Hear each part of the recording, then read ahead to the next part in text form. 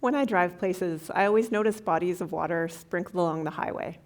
My eyes gravitate upstream, thinking about how green the water is and wondering how the land is managed. It's a strange hobby, I admit, but probably less strange knowing I'm a water researcher and passionate about the quality of water flowing into our lakes. Just this past summer, I was driving back from the lake and thinking. Now, I had lots of time for thinking because it's a 2,900-kilometer drive home from Lake Huron to Saskatchewan.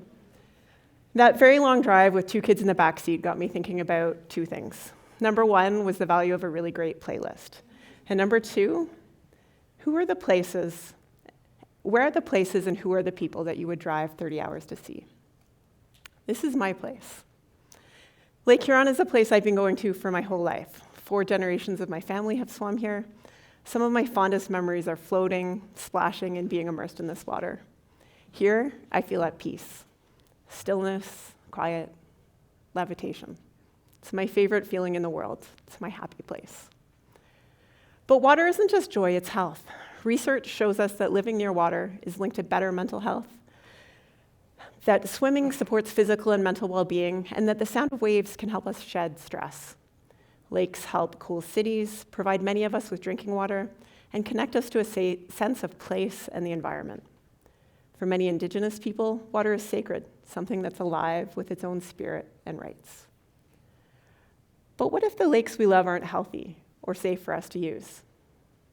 Now, I've loved lakes since childhood, but it wasn't until university that I discovered lake science was a thing. This is when my passion for solving problems related to water and lakes began. And the history of lakes definitely tells us there are problems. In the 1960s, we really started to notice lakes around the world were turning green due to blooms of algae, which are sometimes toxic and often smelly. These blooms can also be deadly for fish and are dangerous for humans. Activities like swimming, canoeing, and diving aren't safe in lakes with algal blooms, because blooms can produce multiple toxins that are harmful to humans through ingestion, contact with skin, and even breathing in droplets. These toxins can lead to health issues like dermatitis, long-term liver damage, and even far more serious impacts if the water is ingested without adequate treatment. We still can't adequately predict when a bloom will turn toxic, so we say, stay out. Now, back in the 60s, this greening of lakes, sometimes called eutrophication, became widespread, and people were upset. Lake Erie was a poster child for this greening, and it was called a dead lake. But there was debate over why this was happening. Then scientists did something audacious to understand the problem. They split a lake in 2 with a giant underwater curtain, and they added phosphorus to one side, but not the other. Only the phosphorus side bloomed, and this became the most famous picture in lake science. It was a turning point in lake management that showed us that phosphorus in the water led to this greening and to algal blooms. Now, science doesn't always translate straight into policy, but this time it did. Phosphorus limits for detergents were implemented, and reducing phosphorus runoff from cities and farms became a focus. Billions were invested in wastewater treatment, and for a while, it looked like we were turning the corner. Spoiler alert, we haven't turned the corner. Lake Erie still has problems. Lake Winnipeg is a bit of a mess. Even more northerly Great Lakes, like Lake Superior and Great Slave Lake, have had small blooms. Small lakes are commonly impacted. Massive Great Lakes are impacted. Northern lakes are impacted. This is trouble. When Pope Francis visited Alberta, Canada in 2022, he visited Lac Saint Anne, a lake considered by some to be holy, with healing powers. At the time of his visit, pilgrims were advised not to go in the water because of the danger of an algal bloom. In 2014, a large bloom occurred in the western basin of Lake Erie, and it affected the water treatment intake for the city of Toledo. The bloom showed high levels of a liver toxin called microcystin, and that toxin had entered the drinking water supply. The city issued a do not drink the water advisory, which resulted in no drinking water for a city of almost 500,000 people for more than 3 days. A state of emergency was declared, all beginning with a green lake. Since Toledo's crisis, many water utilities have upgraded treatment and contingency plans, but this comes with high costs that leads to less affordable drinking water. Managing poor water quality costs money. Some of the most bloom-affected waters in the country are those with the least affordable drinking water. Now, I've always been a bit of a fixer in different areas of my life. and you can just ask my kids. And I certainly want to fix something I love. I love lakes, and I'm not alone. Surveys suggest people are willing to pay hundreds of dollars per household per year to fix their lakes. Clearly, there's a willingness to solve this problem. So what's stopping us? How do we protect our lakes? We know that reducing phosphorus inputs is critical, and we've made some progress in this, especially from large wastewater treatment plants and from some farm sources. But I'd argue we took our eye off the ball. We didn't work hard enough, or perhaps we didn't know how hard it would be. I remember a key moment when I was looking at a graph one day for my research. This graph, created by two amazing colleagues here.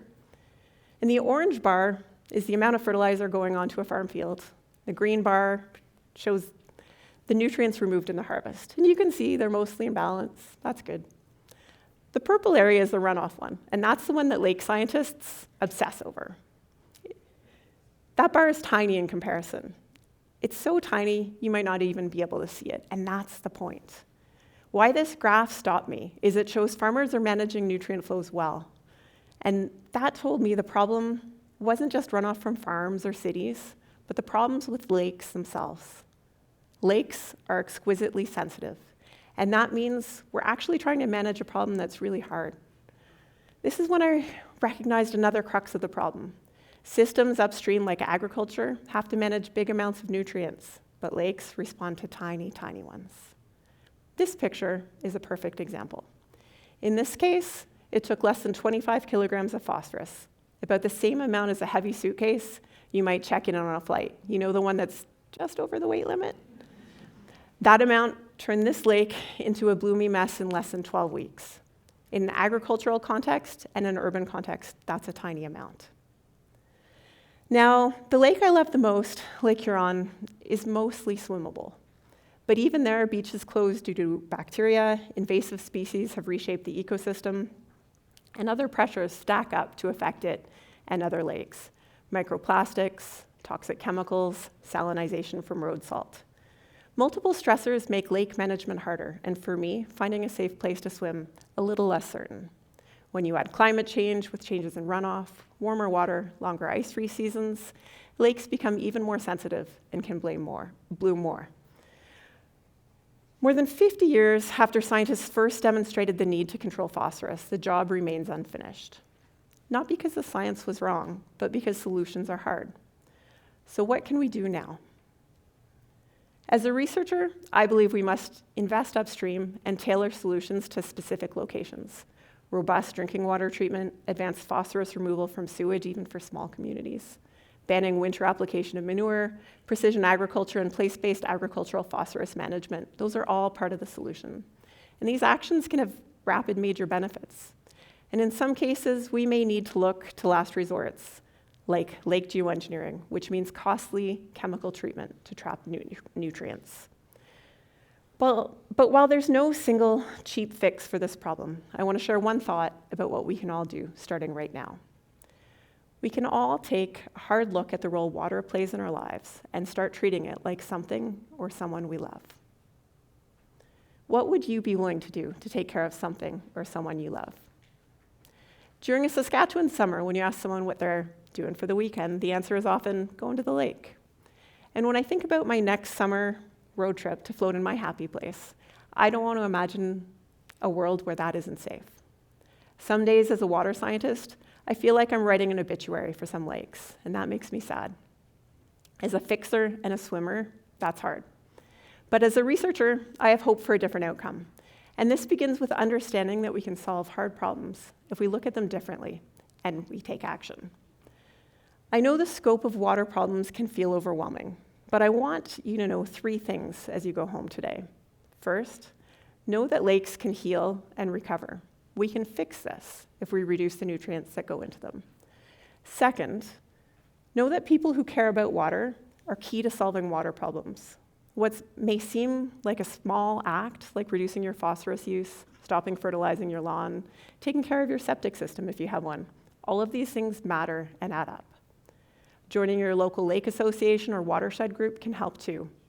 When we engage in conversations and work together, we can find water solutions. Finally, know that scientists are working hard on this problem too. At the University of Saskatchewan, at the Global Institute for Water Security, at the IISD Experimental Lakes area, and truly all around the world, scientists are collaborating to develop solutions and to work on our tools. We're working to predict and adapt to blooms, to understand when and why they're toxic, and to find the best options for diverse watersheds to treat lakes and to protect our drinking water. We're working on a toolbox of approaches to help our millions of lakes worldwide. And what we need from you most is to use those tools and help be part of the solution. On your next long drive, I encourage you first, make a solid playlist. And then second, pay attention to the water you see out the window. Learn about what's impacting the water, who's taking care of it, and how you can help. Today, many of the lakes we love aren't in great shape. Many of you will have seen these problems, and some of you, like me, will have seen them worsen through their lifespans. I do think many of us, want to solve this. We know what we need to do, and it might be hard. But sometimes, for the things we love, we need to do hard things. People care a great deal about our water, but we're swimming on borrowed time if we don't work harder to protect it.